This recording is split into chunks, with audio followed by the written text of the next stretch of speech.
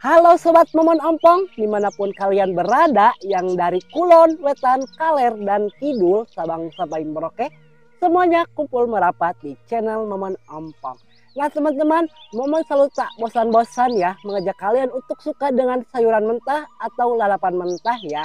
Di sini lalapan mentahnya ada daun pepohan, sawi putih, wortel, pare, timun, terong, labu siam, selada, brokoli, pete Cina, dan ini sambalnya sambal terasi super enak, super pedas. Oke teman-teman, sebelum kita sekui, sebelum kita sikat, sebelum kita makan, alangkah baiknya kita berdoa dulu ya. Berdoa dimulai.